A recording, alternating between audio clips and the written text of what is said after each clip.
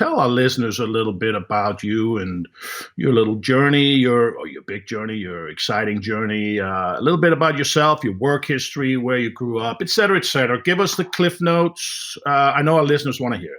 Yeah, well, where I grew up, it has a lot to do with my career, actually. I grew up in Columbus, Ohio, home of the Buckeyes.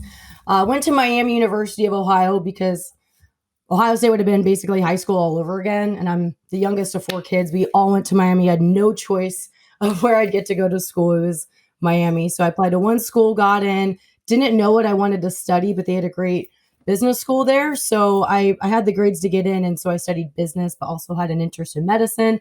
So I double majored in kinesiology and business. But by my junior year, I had an opportunity to intern in Cincinnati at KISS 107. And that's when I first started broadcasting. I adopted the name Intern Facey, and we called it Facey Fridays every time I'd intern. And we just had a ball. But I always had this itch to go to Dallas. I had family there. I just always wanted to go. And then when I was interning as well, the Buckeyes won the national championship in Dallas. My whole family went there. And at that point, I was like, I'm going to spend my J-term, winter term in Dallas. And that's when I just started making connections. And after I graduated, I went out to Dallas, and I eventually got the opportunity to sideline for the Dallas Mavericks affiliate team.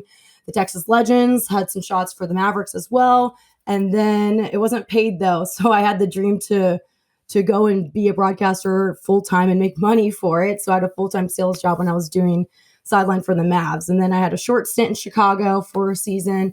And then that's when I got Ohio State football with my local station. And I got very fortunate with the team I was covering. So many great players, great staff. And that's what kind of put me on the map. And from there, everyone told me, you got to get into the gambling space. You have to get into the gambling space. And that's when I had the opportunity to join Better Collective. I worked on the Action Network side, a lot like Tom Freeze Pops over here. And then we both moved over to VegasInsider around the same time.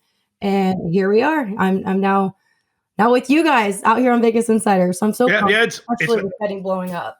We're glad to have you. It's going to be exciting. It's going to be a lot of fun. And the betting space is a wild, dynamic space. It's ever changing. It's fast. And that's been my experience. I got in with Better Collective about a couple of years ago when Pafta, hello, doggy. You have a guest already. She wants to just make sure that it's a quality control dog. We like that. He acts like a cat, I guess. So yeah, it's good. It's been a lot of fun with Better Collective, and of course with Great Dane Nation, and Miami, Ohio.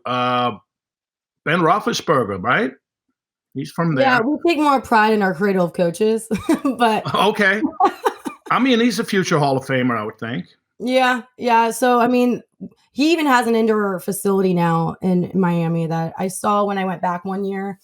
But yeah, he's basically the claim to fame for Miami football. Yeah. But it is the running joke that everyone that went to Miami, they went to more Ohio State games than they went to Miami football games. Like, it was a 2-hour drive.